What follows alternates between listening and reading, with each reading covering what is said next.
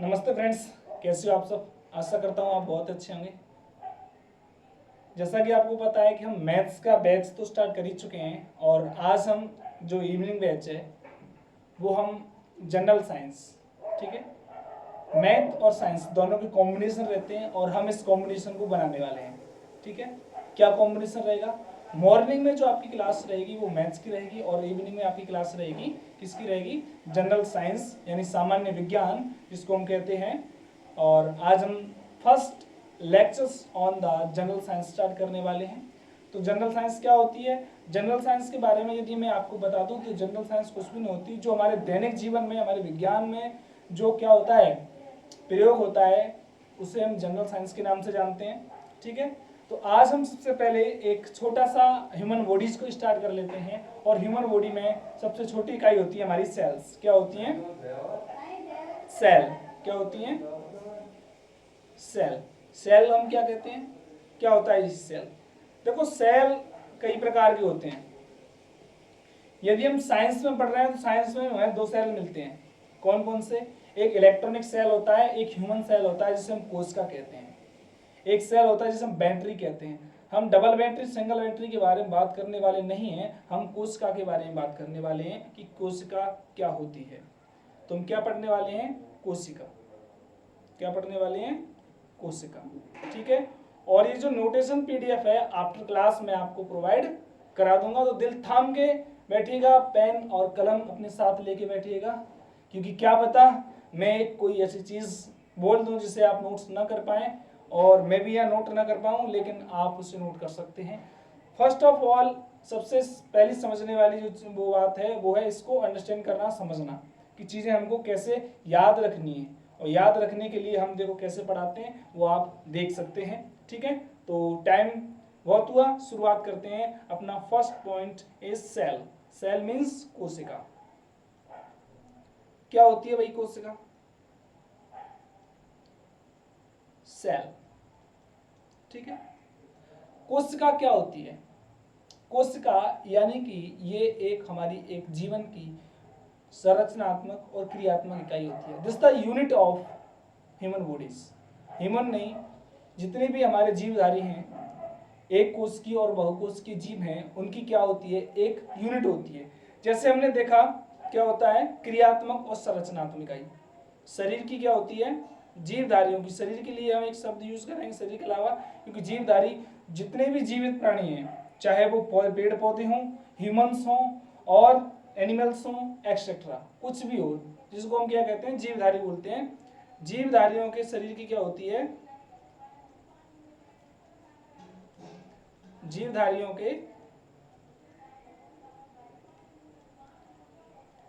शरीर की क्या होती है? संरचनात्मक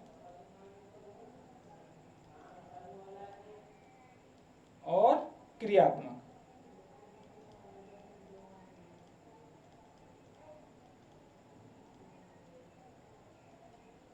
इकाई। संरचनात्मक और क्रियात्मक इकाई क्या होती है? कोशिका होती है। अच्छा, कोशिका होती है भाई, है क्या ये चीज? संरचनात्मक मतलब जैसे हम मकान बनाते हैं तो मकान की सबसे छोटी वो चीज होती है, वो क्या होती है? सबसे पहले मिट्टी यूज की जाती है। ठीक है, ईंट यूज की जाती है, सीमेंट यूज किया जाता है, कंकड़ पत्थर यूज किए जाते हैं। तो वो इसकी क्या है? एक संरचनात्मक इकाई होती है हमारे मकान की। होती है कि नहीं होती?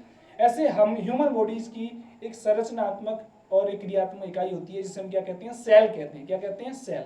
अब ये जो सेल है ना, ये स्वतः जनन की प्रक्रिया होती है, यानी ये अपने आप वृद्धि करती है। इसमें क्या होती है? स्वतः जनन की प्रक्रिया पाई जाती है। क्या पाई जाती है? स्वतः जनन। ठीक है, क्या होता है इसमें? स्वतः जनन होता है, यानी अपने आप वृद्धि होने लगती है। और जो कोशिकाएं होती हैं भाई, इसकी किसी ने खोज भी की होगी, ऐसी बात तो नहीं है कि खोज नहीं की है। खोज नहीं की होती तो ऐसा हो सकता है कि हम इसके बारे में जान सकते? नहीं ना, कि चलो से हम रास्ते में जा रहे हैं, ये मिल गया, ये यार एक कोशिका मिल गई हमको, ऐसे नहीं होता। इसके ऊपर किसी ने रिसर्च भी की होगी, बिल्कुल की होगी। तो कभी कभी क्या होता है कि हम कुछ वस्तुओं का अध्ययन कर रहे होते हैं, कुछ वस्तुओं का अध्ययन करने चलते हैं। जैसे हमने आज मूड बना लिया कि आज हम विज्ञान पढ़ेंगे, लेकिन विज्ञान में एक टॉपिक आ गया मैथमेटिक्स और हमने विज्ञान छोड़ के हमने क्या पढ़ना स्टार्ट कर दिया, मैथ स्टार्ट कर दिया। ऐसे ही जो हमारे 1665 की बात है, वहां पर एक वैज्ञानिक हुआ करते थे जिसका नाम था रॉबर्ट हुक। कब खोज की बात करते हैं हम, खोज कब हुई थी, डिस्कवर भी बोल सकते हैं इसको, खोज कब हुई थी इसकी बात है सन 1665 की। 1665 में एक वैज्ञानिक हुआ करते थे जिसका नाम था रॉबर्ट हुक। क्या नाम था, रॉबर्ट हुक। इन्होंने क्या किया, इन्होंने देखा कि एक कॉर्क कहते हैं ढक्कन को, और जो लकड़ी का भी हो सकता है, रबर का भी हो सकता है, लकड़ी का भी हो सकता है और रबर का भी हो सकता है। तो इन्होंने एक कॉर्क देखा और बैठे बैठे क्या करें, चलो इसे तोड़ के देखते हैं कि इसके अंदर है क्या। और उसे तोड़ते गए, एक स्थिति ऐसी आई कि उसे आगे तोड़ ना सके, यानी सबसे छोटी इकाई आ गई। उन्होंने उनको माइक्रोस्कोप से देखा और उसको नाम दे दिया क्या, सेल। क्या नाम दे दिया, सेल। किसने नाम दिया, सेल, रॉबर्ट हुक ने। कब दिया, 1665 में। ये जो कोशिका थी वो कैसी थी, मृत कोशिका थी। मृत कोशिका थी, कैसी थी, मृत कोशिका थी। मृत मतलब, मृत से मतलब ये जो कोशिका उसने खोजी थी या तो रबर के माध्यम से खोजी थी, कॉर्क कहते हैं ढक्कन, ढक्कन को तोड़ते गए, काटते गए और अंत में उन्होंने सूक्ष्मदर्शी से उसको देखा तो पता चला कि ये क्या है, ये एक उसकी संरचनात्मक इकाई है कि ऐसी अनेक यूनिट्स हम ऐड करें तब एक कॉर्क का निर्माण होता है। तो उन्होंने इसको नाम दिया सेल, जिसको हम कहते हैं, क्या कहते हैं, कोशिका। तो उन्होंने मृत कोशिका की खोज किसने की थी, रॉबर्ट हुक ने की थी। कब की थी, 1665 में। कोई शक, कोई शक नहीं। चलो हम आगे चलते हैं, कलर भी चेंज करते हैं, बिल्कुल कलर चेंज करेंगे। सेकंड क्वेश्चन, चलो जी, ये ठीक है, बिल्कुल ठीक है। इसके बाद आता है कि कोशिका की खोज हो गई। अब मृत कोशिका की खोज, क्वेश्चन हमारे पास बनेगा कि मृत कोशिका की खोज किसने की थी। मृत कोशिका की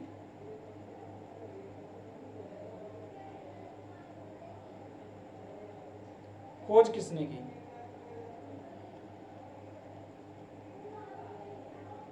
तो किसने की थी, रॉबर्ट हुक। Robert Hooke. कब की थी, 1665 में। कब की थी भाई, 1665 में। डेट याद रख लेना। किसके द्वारा की गई थी, रॉबर्ट हुक के द्वारा। क्या प्रयोग किया गया था इसमें, प्रयोग किया था किस पर, कॉर्क पर। किस पर, कॉर्क पर। अब चलते हैं भैया, मृत कोशिका की खोज हो गई, तो जीवित कोशिका की खोज किसने की थी। बात सही है ना, मरे मराए तो पहले खोज ले, जिंदे कब खोजेंगे, है? मरे हुए तो हमने खोज लिए, लेकिन जिंदों को हम कब खोजेंगे। तो जिंदे, जो सजीव या जीवित कोशिका की या जीवों में कोशिका की खोज किसने की थी, लुवेन हॉक ने की थी। किसने की थी, जीवित कोशिका की खोज किसने की थी भाई,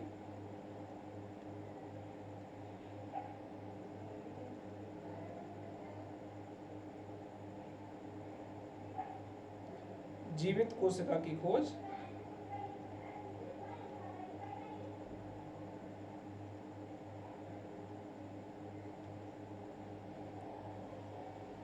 ल्यूवेन हॉक। किसने की थी, ल्यूवेन हॉक ने की थी। ठीक है, आगे चलते हैं भाई। तो ऐसा भी होता होगा, कोशिकाएं सबसे बड़ी भी होती होंगी, होती होंगी कि नहीं होती होंगी। कोशिका सबसे बड़ी भी होती होगी, कोशिका सबसे छोटी भी होती होगी। तो अब बात करते हैं कि विश्व की सबसे छोटी कोशिका किसकी है। विश्व की सबसे छोटी कोशिका किस, कौन सी होती है, सबसे, उसे पढ़ने से पहले हम जानते हैं कि हम कोशिका के बारे में अध्ययन कर रहे हैं। तो कोशिका के बारे में जिस विज्ञान अध्ययन किया जाता है उसे क्या कहते हैं, कोशिका विज्ञान, यानी साइटोलॉजी। ठीक है, कोशिका के अध्ययन वाले विज्ञान को क्या कहते हैं, कोशिका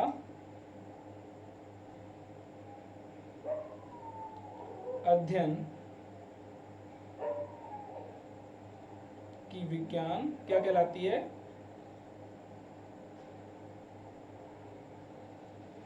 कोशिका विज्ञान।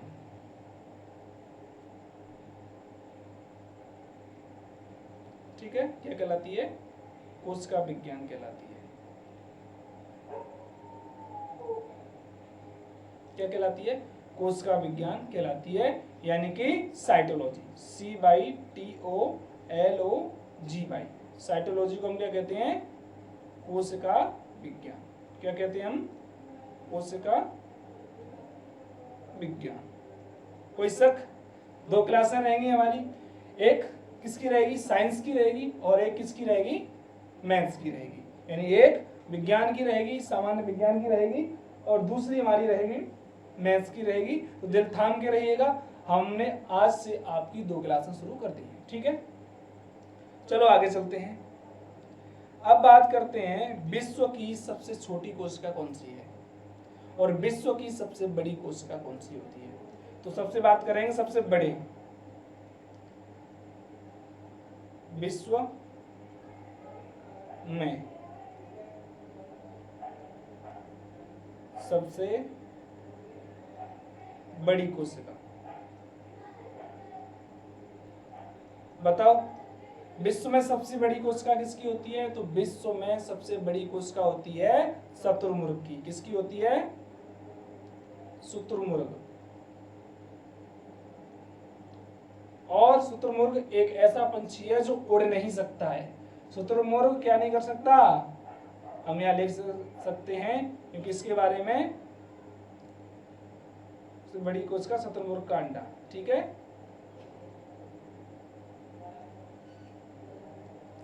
और शुतुरमुर्ग क्या नहीं कर सकता? उड़ नहीं सकता। शुतुरमुर्ग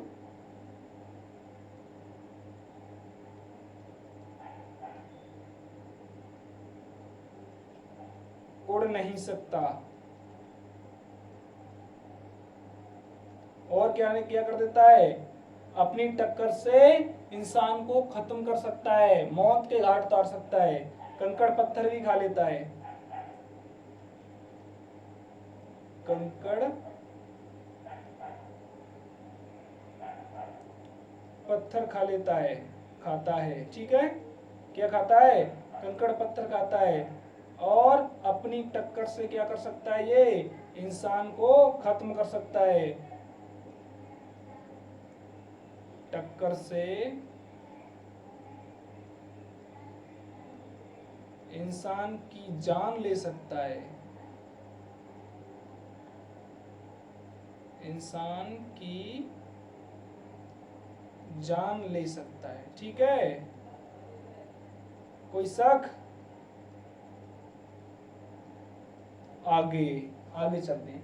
ये तो होगी हमारी सबसे छोटी कोशिका। यह बड़ी कोशिका बताओ।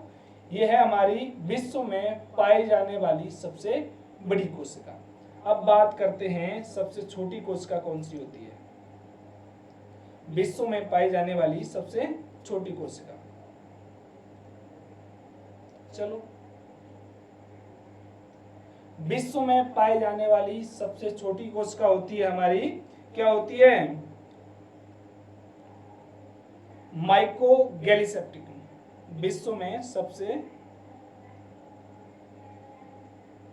विश्व की सबसे छोटी कोशिका कौन सी है भैया? विश्व की सबसे छोटी कोशिका की बात कर रहे हैं तो वो होती है हमारी माइक्रोगैलीसेप्टिकम। Mycoplasma gallisepticum. ठीक है, क्या होती है? माइकोप्लाज्मा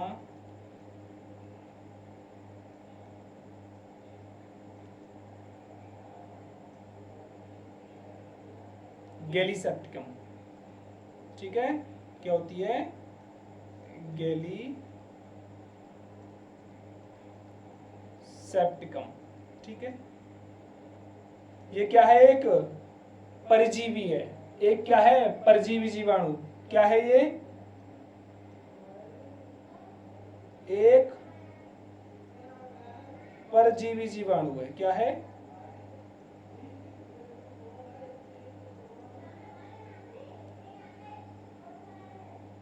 परजीवी जीवाणु है। ये क्या है? एक परजीवी जीवाणु। कहाँ पाया जाता है? जो घरेलू मुर्गियां होती है ना, कबूतर होते हैं, उनमें पाया जाता है। किसमें पाया जाता है? जीवाणु है जो घरेलू मुर्गी और की बजाय हम कोमा लगाएंगे। घरेलू मुर्गी किसमें पाया जाता है? घरेलू मुर्गियों में पाया जाता है। दूसरी बात, कबूतरों में भी पाया जाता है ये, ठीक है, और प्रवासी पक्षियों में,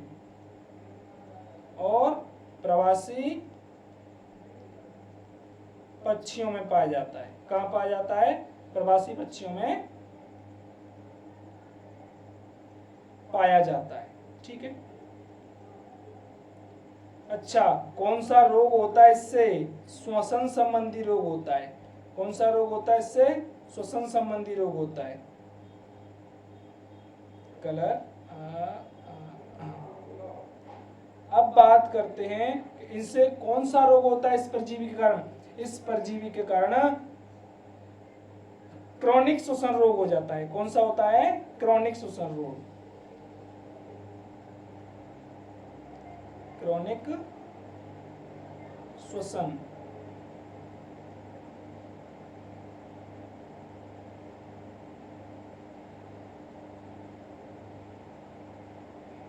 ठीक है। और इस रोग की पहचान 1905 में की गई। इस रोग की पहचान कब की गई थी? इस रोग की पहचान कब की गई थी? 1905 में।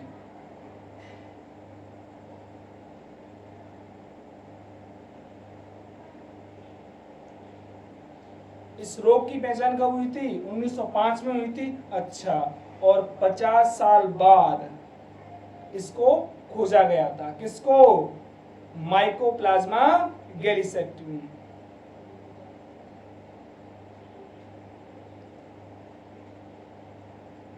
रोग की पहचान होने के 50 साल बाद इसको क्या किया गया था?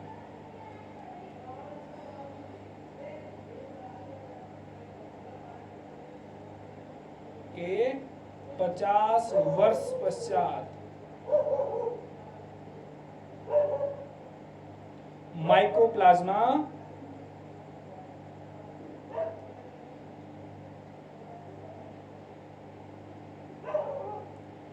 गैलीसेप्टिकम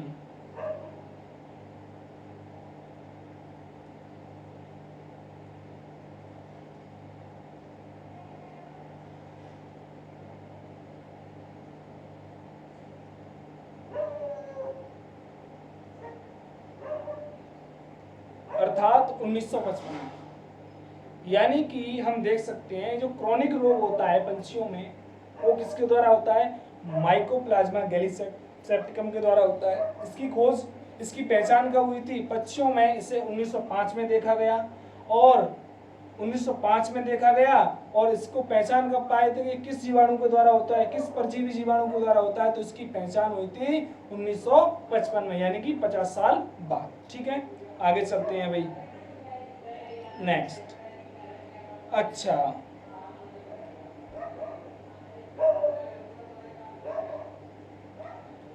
अब बात कर ली हमने, सबसे पहली बात की थी, क्या बात की थी? कि विश्व में पाई जाने वाली सबसे छोटी कोशिका, ठीक है, विश्व में पाई जाने वाली सबसे बड़ी कोशिका किसकी होती है? क्या मानव शरीर में भी कोई कोशिका होती है? हाँ भी, मानव शरीर में भी कोशिकाएं होती हैं। कोई नहीं, कई सैकड़ों, लाखों, millions of cells in the present in human bodies.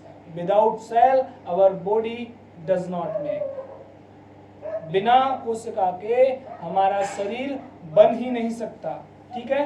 तो सबसे पहले हम जानेंगे कि मानव शरीर की सबसे छोटी कोशिका कौन सी है, फिर मानव शरीर की सबसे बड़ी कोशिका कौन सी है, मानव शरीर की सबसे लंबी कोशिका कौन सी है, और कोशिकाएं कितने प्रकार की होती हैं, कोशिका जीव कितने प्रकार के होते हैं, सब चीज हम अध्ययन करने वाले हैं। चलो चलते हैं, ठीक है।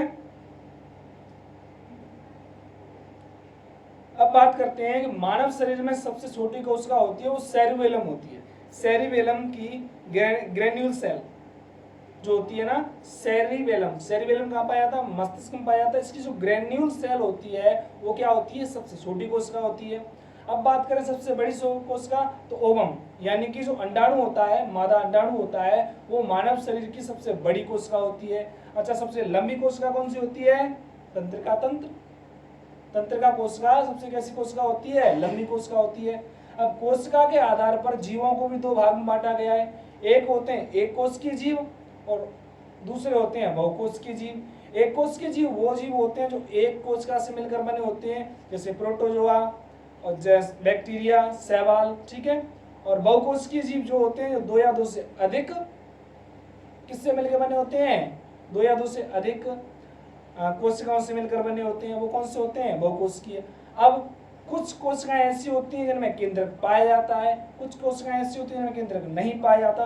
तो इस आधार पर कोशिकाओं को दो भागों में प्रीकैरियोटिक और यूकैरियोटिक कोशिकाएं कहती हैं। चलो सबसे पहले हम अपने टॉपिक पर बात करते हैं कि मानव शरीर की सबसे छोटी कोशिका कौन सी है, बताओ। मानव शरीर की सबसे छोटी कोशिका बताओ क्या है, मानव शरीर की सबसे छोटी कोशिका क्या होती है, सेरिबेलम की ग्रेन्यूल सेल। क्या होती है, सेरिबेलम की ग्रेन्यूल सेल।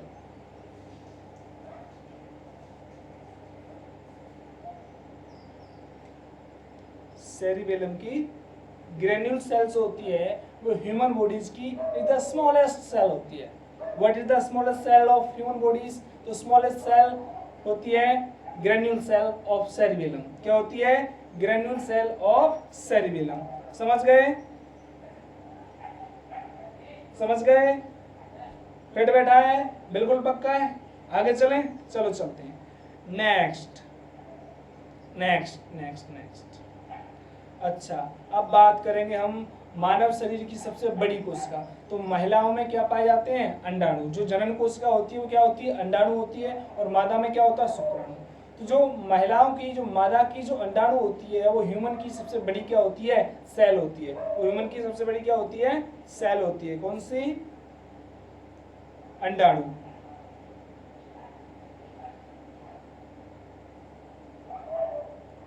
अंडाणु मानव में सबसे बड़ी कोशिका होती है।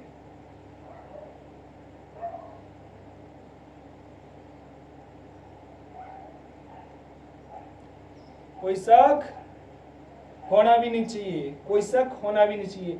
ये जो नोटेशन पीडीएफ है ना, जैसे क्लास खत्म होगी उसके 1 या 2 घंटे बाद मैं आपको क्या कर दूंगा, इसे प्रोवाइड करवा दूंगा। ठीक है, क्या करवा दूंगा, प्रोवाइड कर दूंगा। और चाहो तो आप इसको नोट्स बना सकते हो, नहीं तो आप इसे पढ़ते रहना। और इसके बाद हमारे टेलीग्राम चैनल है और दूसरा व्हाट्सएप चैनल है, उस पर हम इससे संबंधित क्या करेंगे, कोशिकाओं से संबंधित हम इसको PYQ क्वेश्चन पूछेंगे और प्रैक्टिस क्वेश्चन करवाएंगे, और आप उसमें पार्टिसिपेट करना न भूलना। ठीक है, चलो आगे चलते हैं। अब ये तो हो गई हमारी मानव शरीर की सबसे बड़ी कोशिका। अब बात करते हैं मानव शरीर की सबसे लंबी कोशिका। मानव शरीर की क्या सबसे लंबी कोशिका, तो मानव शरीर की सबसे लंबी कोशिका कौन सी होती है, तंत्रिका कोशिका। कौन सी होती है, मानव शरीर की सबसे लंबी, लंबी means long, long drive, long cell.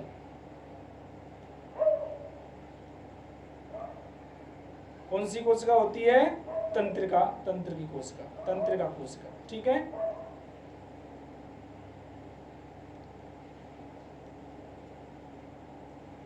अच्छा, अब कोशिका के आधार पर जीवों को दो भागों में बांटा गया है।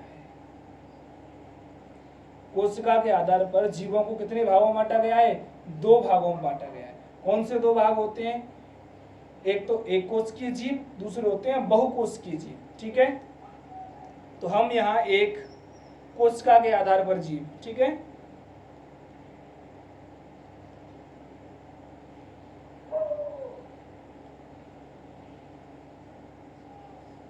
कोशिका के आधार पर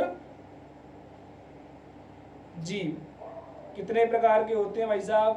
कोशिका के आधार पर जीव दो प्रकार के होते हैं। कौन कौन से होते हैं कोशिका के आधार पर जीव? पहला होता है एक कोशिकीय जीव। क्या होता है? सिंगल सेल, एक कोशिकीय जीव। एक कोशिकीय जीव। कौन से जीव एक कोशिकीय जीव होते हैं? एक कोशिकीय जीव वे जीव होते हैं जिनमें कोशिकाओं की संख्या एक ही होती है, जिसका शरीर केवल एक कोशिका से बना होता है। जिसका शरीर कितने कोशिकाओं से बना होता है? जिसका शरीर एक कोशिका से बना होता है। जिसका शरीर कितने कोशिकाओं से बना होता है? एक कोशिकाओं से बना, मिलकर बना होता है, उससे हम कहते हैं एक कोशिकीय जीव।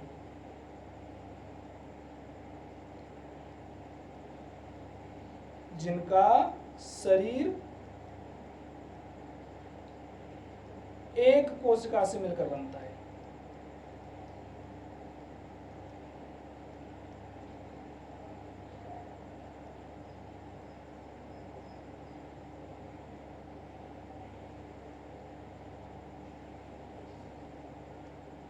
जिनका शरीर एक कोशिका से मिलकर बनेगा उनको हम कौन से जीव कहेंगे? एक कोशिकीय जीव कहेंगे। और जिनका शरीर दो या दो से अधिक कोशिकाओं से मिलकर बनेगा उससे हम कैसे जीव कहेंगे? बहुकोशिकीय जीव कहेंगे। उन्हें हम कौन से जीव कहेंगे? बहुकोशिकीय जीव कहेंगे। यानी कोशिकाओं की संख्या उनमें कैसी है? अधिक है। और जिनमें कोशिकाओं की संख्या कम है उन्हें हम एक कोशिकीय जीव कहते हैं। चलो ठीक है, अब चलते हैं पॉइंट नंबर 2। दूसरा पॉइंट है हमारा बहुकोशिकीय जीव।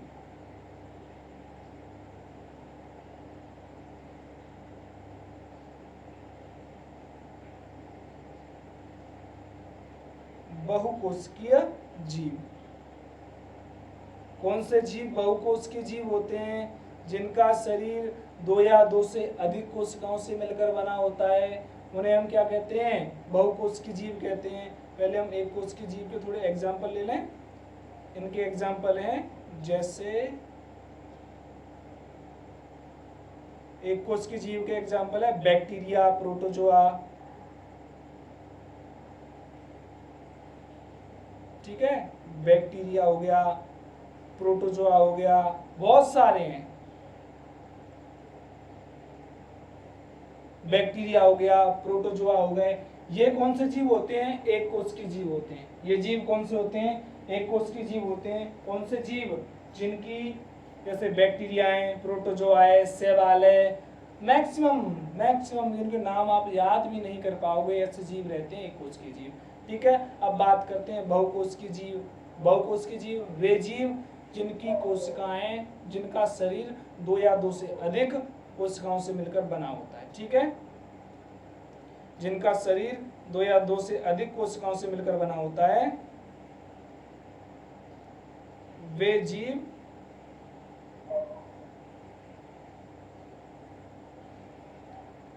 जिनका शरीर दो या दो से अधिक, ठीक है, कोशिकाओं से मिलकर बना होता है। ठीक है,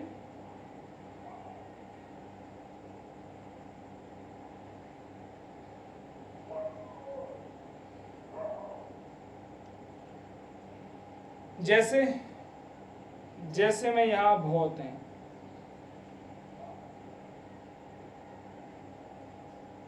इंसान, जानवर, आदि बहुत तेज आगे जाओ, पशु पक्षी जानवर इंसान कीट पतंग, ये सभी कैसे होते हैं, बहुकोशिकीय जीव होते हैं।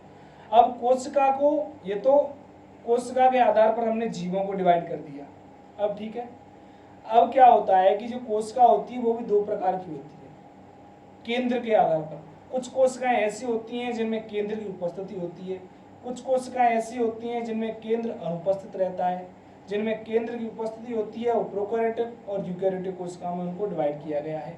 यहाँ से आगे जो अगली हमारी क्लास होगी, क्योंकि हम आधे घंटे की क्लास लेते हैं और मे बी हमारा हाफ एन आवर कंप्लीट हो चुका है, ठीक है, may be hour half hour has been completed, then we make next, we visit next video, यानी कि हम अगले एपिसोड में मिलेंगे।